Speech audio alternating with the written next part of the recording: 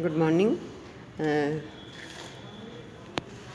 हमने final account of banking companies start किया था और उसके संबंध में मैंने जो ये बताया था कि बैंकिंग कंपनी के जो मुख्य जो ट्रांजैक्शन है उसमें सबसे पहला ट्रांजैक्शन मैंने बताया था बिल्स परचेज एंड डिस्काउंटेड, ये ट्रांजैक्शन होता है और उसके बारे में मैंने थ्योरी बताई थी और उसी का क्वेश्चन लेके आई हूँ। आपके सामने क्वेश्चन है 31 मार्च 2016 को रॉयल बैंक कंपनी लिमिटेड से ट्रायल बैलेंस इस प्रकार से है।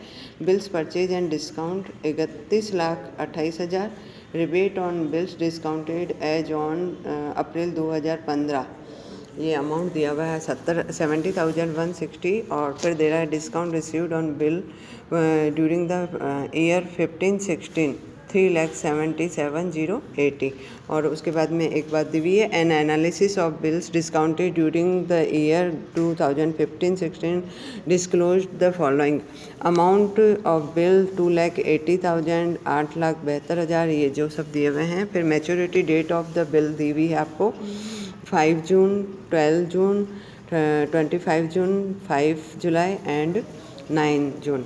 और आपको ये कह रहा है कि calculate the amount discount to be credited to P&L account for the year end date March 2016 and pass appreciate journal entries and ledger account related the discount on bills discounted. तो और डिस्काउंट रेट आपको 10% लेनी है। अब पहले question समझ लें।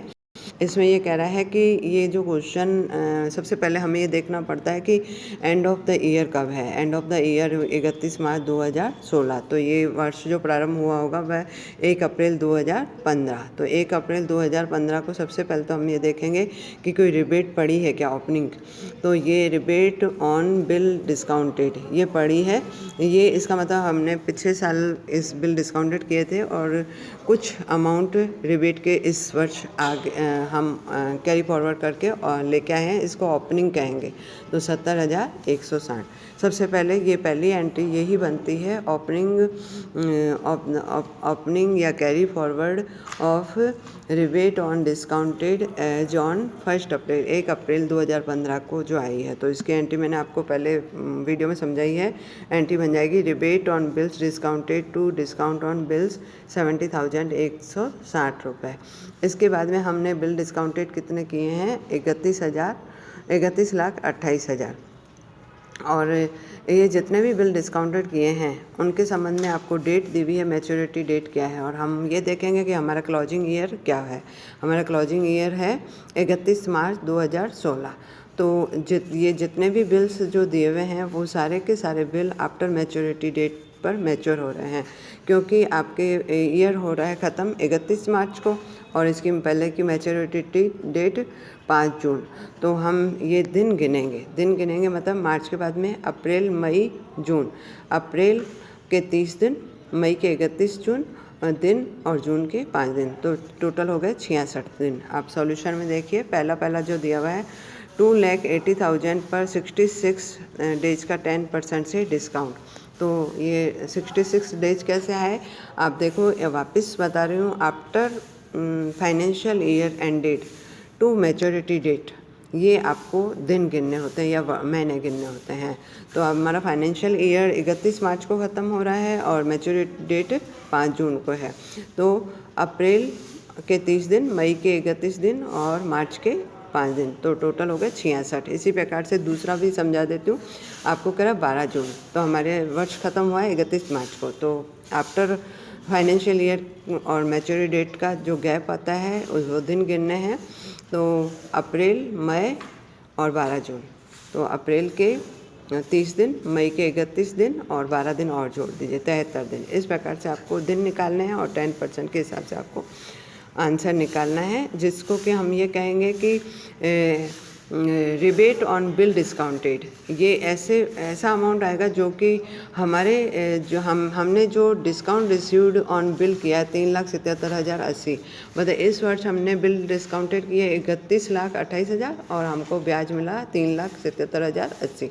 लेकिन ये 3,77,080 रुपये पूरा का पूरा P&L में क्रेडिट नहीं करेंगे, क्योंकि जो अवधि मैच्योरिटी डेट की और फाइनेंशियल ईयर की जो गैप होता है उसके संबंध में हम रिबेट ऑन बिल्स डिस्काउंटेड निकालते हैं। तो वह बिल डिस्काउंटेड निकाला है 73,587। अब आप लोग क्या करेंगे कि जब थर्ड एंट्री करेंगे, सेकंड एंट्री बाद में बताती हूँ, या सेकंड एंट्री कर दीजिए, bill discounted and purchase account debit to customer personal account और टू डिस्काउंट ऑन बिल 3,77,000। तो जितना भी आपके 3,77,000 आप लोगों को जो डिस्काउंट रिसीव हुआ उससे संबंधित है। और ये जो चीज़ है आपके बिल डिस्काउंटेड प्लस रिबेट के जो अमाउंट है उसमें से माइनस 3,77,080 कर दीजिए। उसके बाद में सेकंड आप जो आपके मैं कह रही हूँ कि फाइनेंशियल ईयर के बाद में आपका जो ब्याज प्रोपोर्शनेट बनता है, जो प्रोपोर्शनेट बना है वह 73,587। तो इसकी एंट्री हो जाएगी वर्ष के अंत में discount on bill to rebate on bill discounted 73,587। अब P&L में कितना डालना है ये देखिए। P&L में हम लोग कर देंगे 3,77,080। ये तो इस वर्ष का ब्याज प्राप्त हुआ है। पिछले वर्ष का जो ब्याज था वह इस वर्ष जुड़ जाएगा, तो 70,160 ये जोड़ दीजिए। तो 3,77,080 प्लस 70,160 और उसमें से हम घटा देंगे जो इस वर्ष रिसीव तो हुआ, लेकिन ये हम अगले वर्ष में जोड़ेंगे 73,587 ये घटा देंगे। तो ये आपका अमाउंट आ जाएगा 3,73,653 रुपये। तो इसकी एंट्री जो P&L में ट्रांसफ़र करेंगे या क्रेडिट करेंगे, discount on bill to profit and loss account 3,73,653। और इसी प्रकार से है ना, अगर आप लोग ये लास्ट वाली एंट्री का अमाउंट नहीं निकाल पाए तो आप डिस्काउंट ऑन बिल अकाउंट बना के देखिए। पहला जो आपको ओपनिंग जो दिया हुआ है, आपने 70,160 की जो एंट्री की थी वह है आपके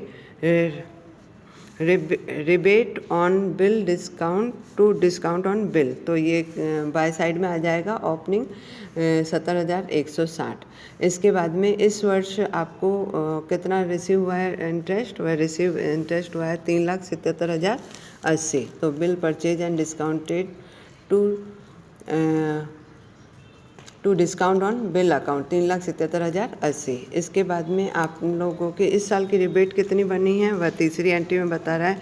bill discount on bill to rebate on bill discounted 73,587। तो आपका ये बैलेंसिंग फिगर आ जाएगा जो P&L में ट्रांसफ़र हो जाएगा। इसे हम P&L में क्रेडिट कर देंगे डिस्काउंट ऑन बिल अकाउंट को।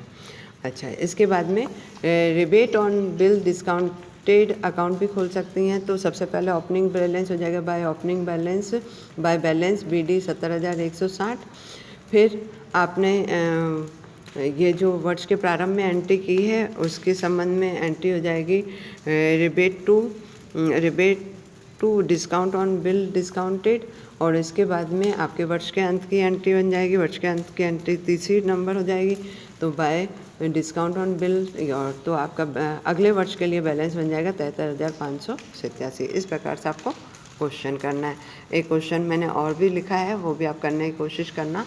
और फिर मैंने आपको एक और थ्योरी बताई थी जिसको कि परफॉर्मिंग एसेट्स एडवांस से संबंधित, कि बैंक एडवांस देती है और एडवांस से संबंधित उससे अगर इंटरेस्ट समय समय मिलता रहता है तो नॉन परफॉर्मिंग एसेट्स कहलाती है, और नहीं मिलता है तो नॉन परफॉर्मिंग एसेट्स कहलाती है।